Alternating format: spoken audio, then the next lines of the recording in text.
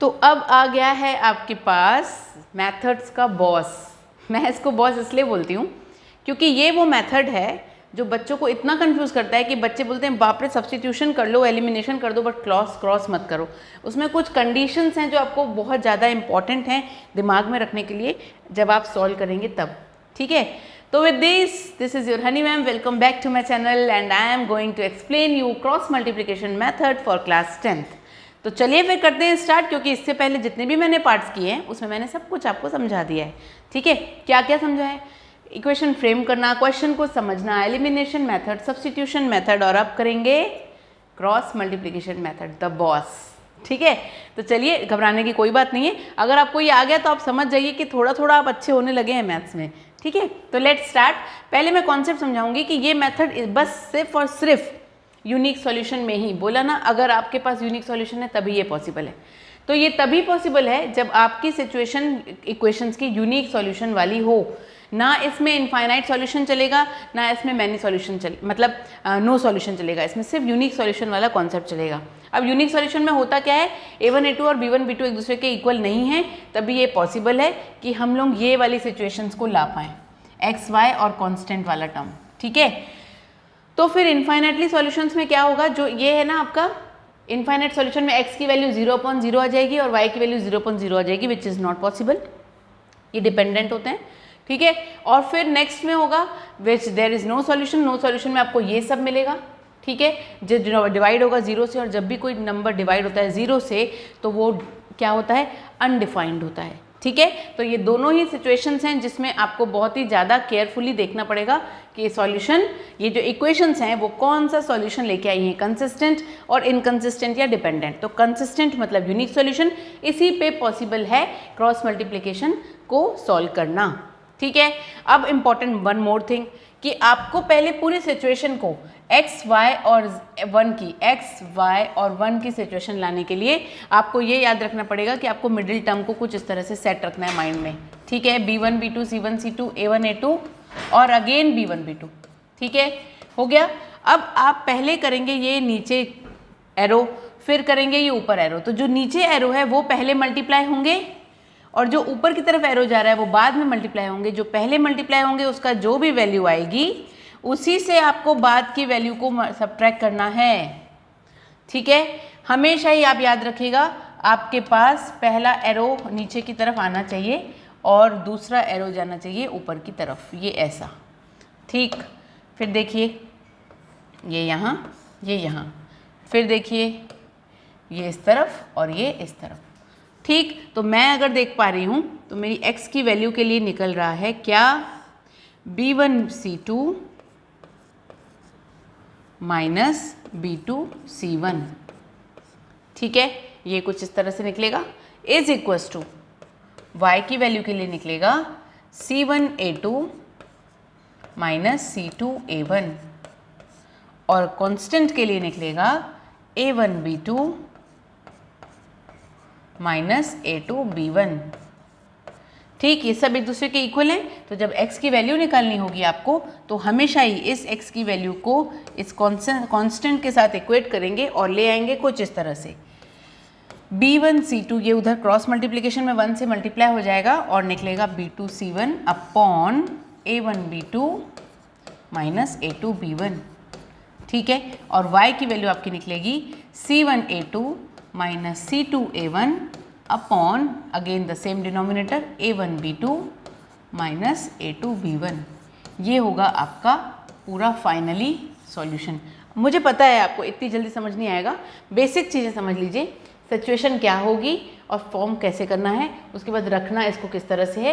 क्योंकि x is equals to Y is equals to 1 है तो इसकी वैल्यू को आप इससे इक्वेट करेंगे, क्योंकि 1 है ना तो दो अननोन वेरिएबल नहीं मिलेंगे साथ में, और फिर y को भी आप अगेन इससे इक्वेट करेंगे तो आपकी ये सिचुएशन कुछ इस तरह से बन जाएगी।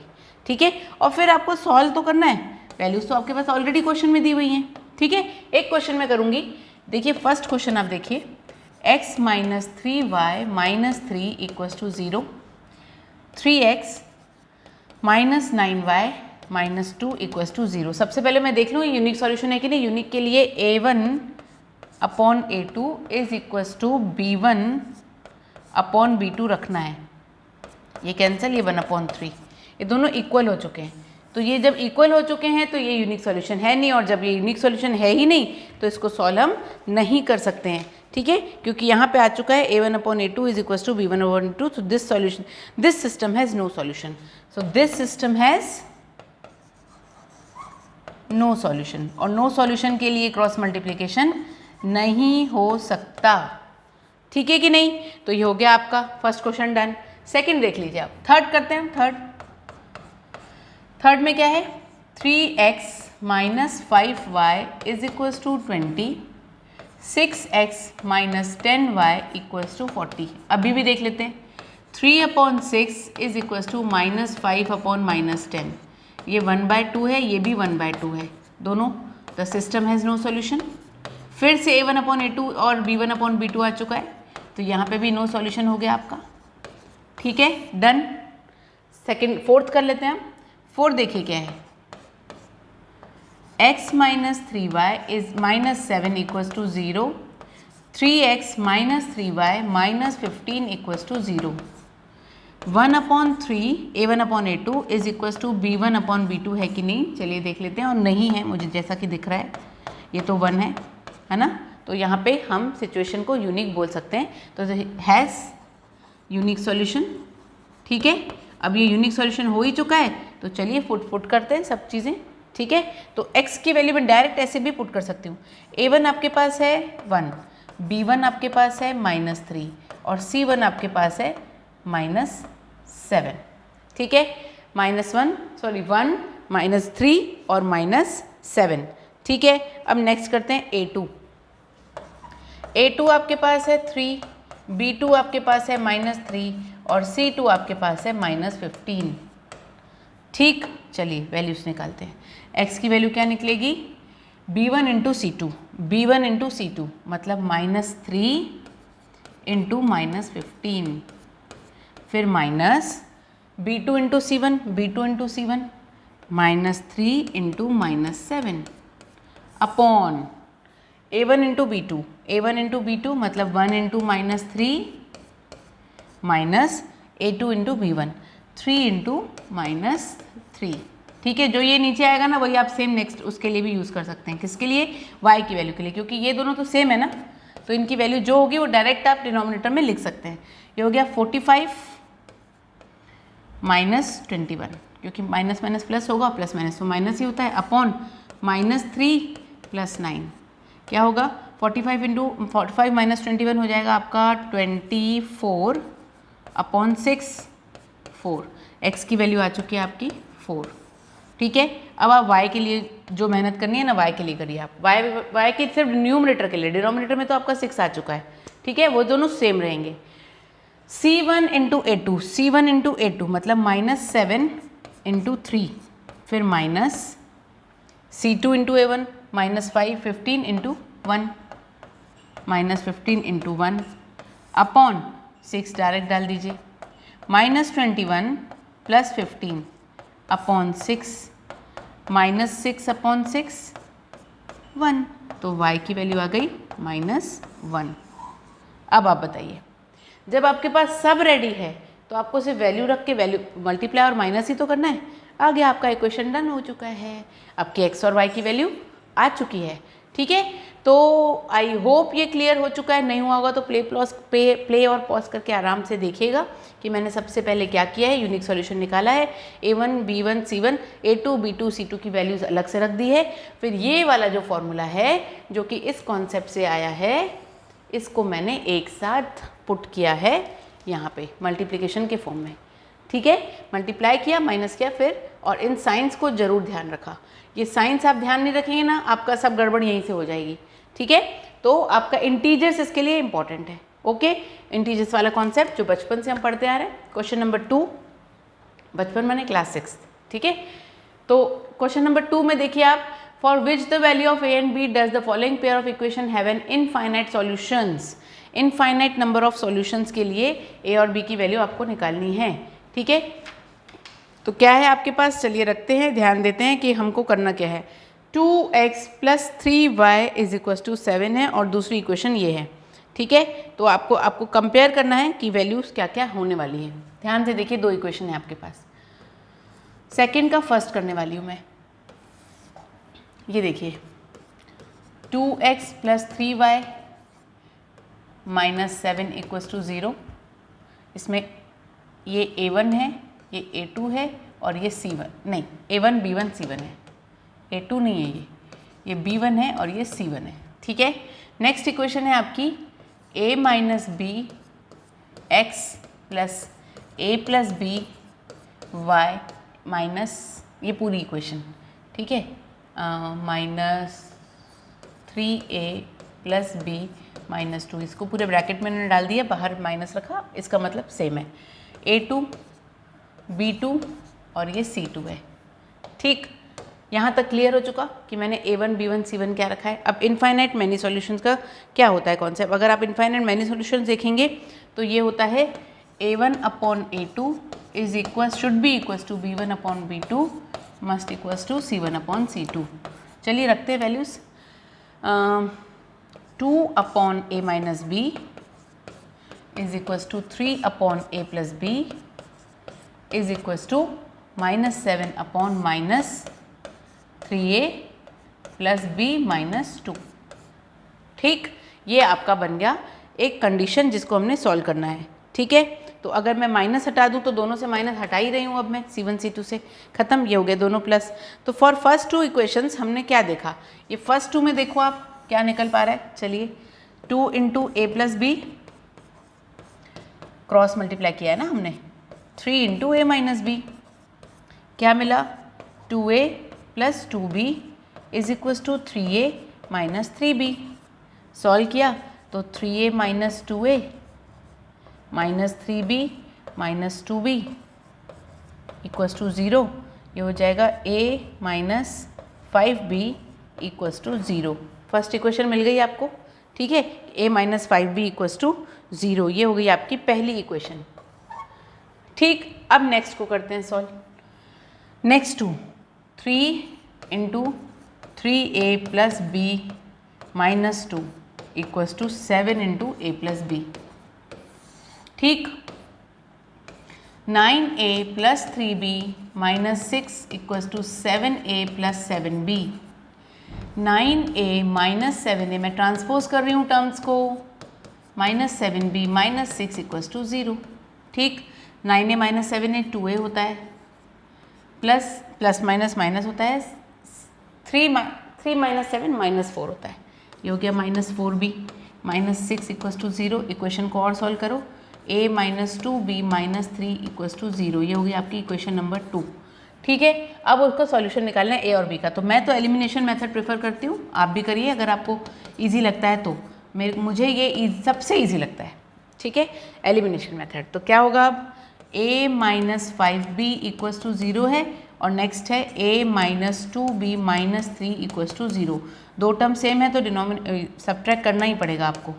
ये हो गया आपका, ये हो गया कैंसिल, -5 + 2 - 3b होता है, +b + 3 = 0। 3b को उधर ट्रांसपोज कर दीजिए तो ये हो जाएगा 3b ऐसा कुछ, और ये हो जाएगा b = 1। ये b = 1 आया, put b = 1 in equation 1। First equation में पुट कर दीजिए, a - 5 × 1 = 0, a - 5 = 0, तो a हो गया आपके पास 5। Answer done. आपको a और b की वैल्यू निकालनी थी, b निकल चुका है 1, a निकल चुका है 5, हो गया सिंपली सॉल्व्ड। अब आप देखिए क्वेश्चन नंबर 2 और क्वेश्चन नंबर 2 का ही, क्वेश्चन नंबर 2 का फर्स्ट और क्वेश्चन नंबर 2 का सेकंड। क्वेश्चन नंबर 2 के फर्स्ट में ज़्यादा मेहनत थी, जो में a और b दोनों की वैल्यू निकालनी थी। क्वेश्चन नंबर 2 के सेकंड में सिर्फ k की वैल्यू निकालनी है। सेम मेथड है सबका सब, इसलिए आप ये करेंगे खुद से। ठीक है, पूरे स्टेप सेम है, बस आपको ध्यान से एक एक स्टेप को फॉलो करते हुए k की वैल्यू को फाइंड करना है। ठीक है, तो ये आई होप कि आपसे बन जाएगा आराम से। अब करते हैं नेक्स्ट क्वेश्चन। क्या है ये, question number 3, solve the following pair of linear equation by substitution and cross multiplication. चलिए एक क्वेश्चन तो करना बनता है ना, तो चलिए करते हैं। सब्सटीट्यूशन बहुत ईजी होता है और देखेंगे अब कि सब्स्टिट्यूशन और क्रॉस मल्टीप्लिकेशन से भी क्या x और y की वैल्यू सेम आती है। तो पहली इक्वेशन में से मैं, ये पहली इक्वेशन है, ये सेकंड इक्वेशन है और मैं थर्ड इक्वेशन इसी से निकाल रही हूँ। 8x is equals to 9 minus 5y, तो x is equals to 9 minus 5y upon 8। ये हो गई आपका equation number 3।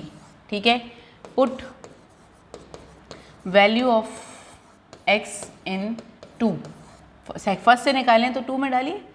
3 9 minus 5y upon 8 plus 2y equals to 4।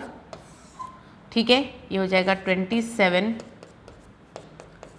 Minus 15y upon 8 plus 2y equals to 4।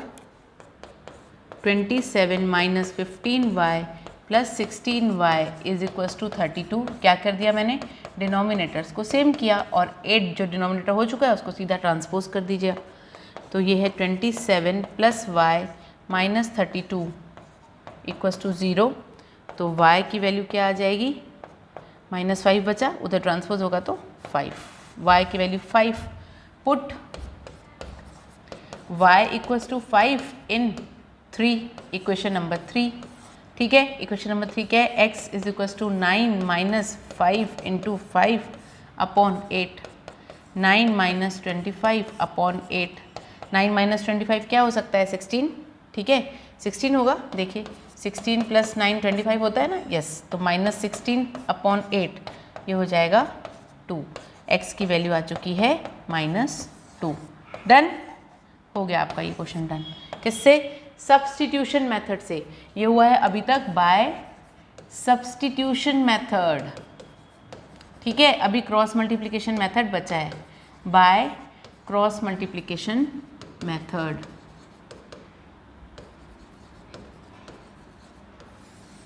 ठीक, तो आपकी x की क्या वैल्यू थी, आप ध्यान से देखिए यहाँ पे what you have done, b1 c2 b2 c1।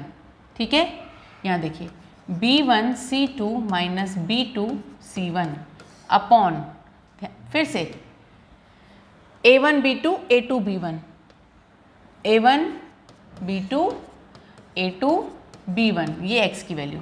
और y की वैल्यू क्या थी आपके पास, c1 a2 a2 c1 और denominator will be same, c1 a2 c2 a1 upon denominator is same here, a1 b2 a2 b1। बस values put कर दीजिए। ठीक है, a की वैल्यू a1 क्या है आपके पास, यहाँ पे नहीं लिखेंगे, यहाँ पे लिखेंगे तो कन्फ्यूजन हो जाएगा।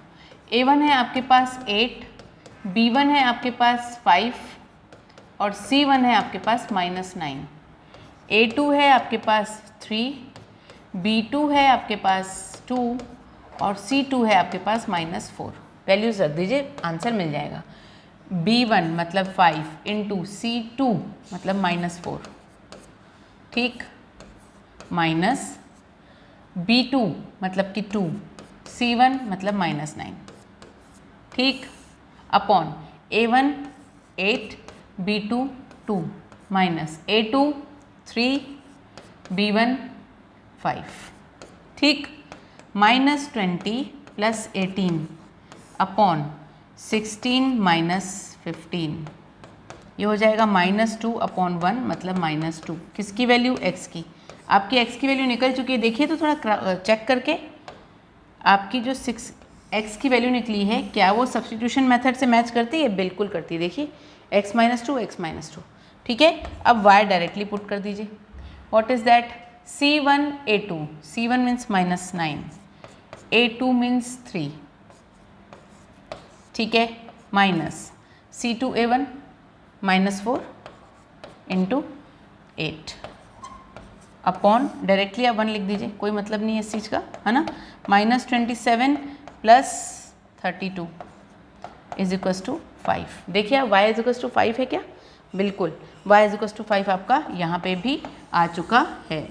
डन, ठीक है, समझ में आ गया आपको कि सब्स्टिट्यूशन मेथड करें, क्रॉस मल्टीप्लिकेशन मेथड करें या एलिमिनेशन मेथड करें, x y की वैल्यू या किसी भी अननोन की वेरिएबल की वैल्यू चेंज नहीं हो सकती।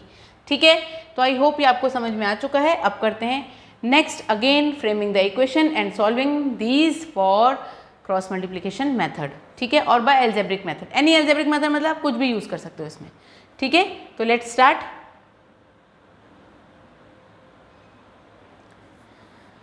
Form the pair of linear equation in the following problems and find their solution if they exist actually by any algebraic method. मतलब हमारे पास बहुत सारे मेथड हैं, तीनों मेथड में से हम कुछ भी यूज़ कर सकते हैं। तो चलिए फिर करते हैं। इसका फ्रेम करना बस मैं सिखाऊंगी, किसी भी मेथड से आप इसको सॉल्व कर सकते हो। तो part A, a part of monthly hostel charges is fixed and the remaining depends on the number of days one has taken food in the mess, ठीक है, ओके। फिक्स चार्जेस हैं हॉस्टल के, लेकिन depend करता है कि कितने number of days के लिए आप फूड उस मेस में खाते हैं। अगर स्टूडेंट ए आपका फूड लेता है 20 डेज़ के लिए और पे करता है 1000 rupees hostel charges, whereas B आपका फूड लेता है 26 डेज़ के लिए और पे करता है hostel charges 1180। Find the fix charge and the cost of food per charges. तो फिक्स चार्ज x है और charges of food per day है y। तो let fixed charges for hostel है ये, ठीक है, is ₹x and charges of food cost per day, ठीक है, ये है आपका ₹y। इतना क्लियर? आपको x और y कहाँ रखना है। तो स्टूडेंट ए ने कितने दिन के लिए, 20 डेज़ के लिए खाया है फूड, तो cost of food for 20 days क्या हो जाएगा। फॉर स्टूडेंट ए लिख देते हैं सबसे पहले। तो for student A cost of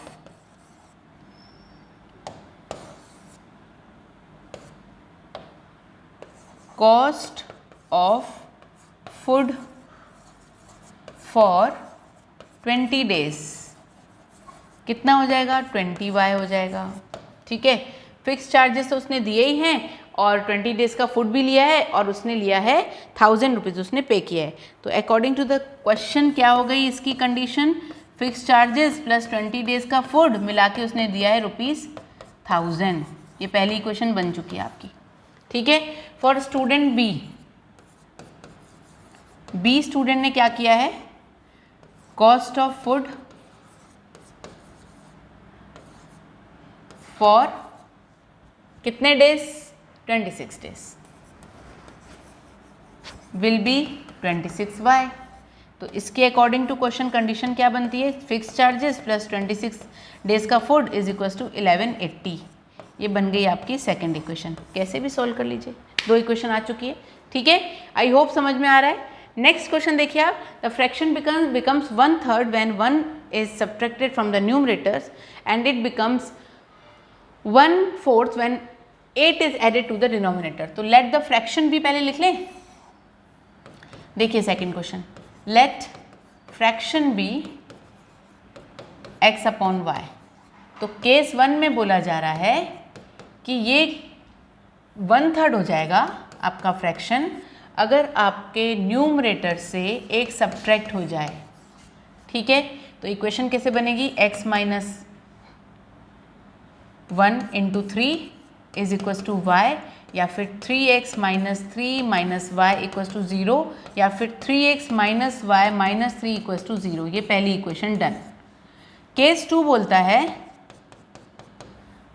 आपका फ्रैक्शन बन जाएगा 1/4। फ्रैक्शन बन गया 1/4 अगर आपके फ्रैक्शन से क्या होने वाला है, if 8 is added to the denominator, denominator में 8 ऐड कर दोगे तो अगेन क्रॉस मल्टीप्लिकेशन कर लो।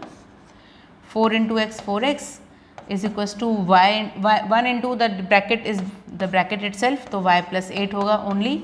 अब ट्रांसपोज कर दीजिए, 4x - y - 8 इक्वल टू 0। ये हो गई इक्वेशन नंबर 2। कैसे भी सॉल्व कर लीजिए, इक्वेशंस बन गई आपकी। आप इसको किसी भी तरह से सॉल्व कर सकते हो आप, ठीक है। अब इसका थर्ड क्वेश्चन देखिए, ठीक। थर्ड क्वेश्चन में क्या पूछता है आपसे, Yash scored 40 marks in test getting 3 marks for each right answer. 40 marks उसको टोटल मिल चुका है। तो राइट आंसर के लिए अगर उसको x है और रॉन्ग आंसर के लिए अगर उसका y है, तो x 1 राइट आंसर तो 3 मार्क्स मिले उसको 3 × x, और 1 रॉन्ग आंसर तो क्या होगा y, तो माइनस हो जाएगा उसका, और टोटल मिले हैं उसको 40। तो क्या होगा 3x + y = 40। ये पहला, ठीक है। Next, had 4 marks been awarded for each correct answer, मतलब 4x, ठीक है, और 2 marks been deducted for incorrect answer, मतलब 2y, तो उसका टोटल मार्क्स हो जाएगा 50। तो for right answer, let marks for right answer, marks for correct answer या राइट आंसर लिखिए, ठीक है। क्या हो जाएगा, x and marks for incorrect answer, ये हो जाएगा उसका y। तो केस 1 क्या बोल रहा है, केस 1 बोल रहा है कितने करेक्ट आंसर हैं, 3 marks for each right answer, मतलब 3x plus 1 losing 1 for wrong answer, तो हो गया y। दोनों को मिला के कितने मिले उसको, 40 मार्क्स। ये हो गया इक्वेशन नंबर 1, ठीक है। केस 2 आपको बोलता है कि 4 marks awarded for each correct answer, मतलब 4x and deducted 2 marks for each incorrect answer, मतलब 2y, और ये इसको मिला के उसको मिलता है 50। ये हो गई आपकी सेकेंड इक्वेशन। मिल गई आपको 2 इक्वेशन। आप खुद से सॉल्व कर लेंगे कि कैसे इसको किसी भी मेथड से एलिमिनेशन करो, सब्स्टिट्यूशन, क्रॉस मल्टीप्लिकेशन, मैंने आपको प्रूफ कर चुका है कि कोई भी मेथड यूज़ करने से इसका जो आंसर है अननोन वेरिएबल का वो बिल्कुल भी चेंज नहीं होगा, ठीक है। तो अभी तक हमने सारे इक्वेशंस को फ्रेम करना सिखाया है। ये दोनों इक्वेशंस आप खुद फ्रेम करेंगे और मुझे बताएंगे कि क्या डिफ़िकल्टी आई है। जो भी डिफ़िकल्टी आई है we will be solving it in my next video. तो ये था आपका 3.5 भी डन, ठीक। हमने बहुत सारे क्वेश्चन किए, कुछ ही क्वेश्चंस को हमने क्या किया है आपको करने के लिए दिया है, आपकी प्रैक्टिस परफेक्ट करने के लिए। तो हो गया है आपका 3.5 डन। मैं करती हूँ इस वीडियो को पॉज और फिर से आऊँगी मैं आपके पास 3.6 को लेके। तब तक के लिए बने रहिएगा, पढ़ते रहिएगा, पेरेंट्स को बॉदर मत करिएगा और बहुत सारी प्रैक्टिस करिएगा ताकि इस मेथड में कोई भी डिफिकल्टी ना आए। Thank you so much, have a nice day, be happy.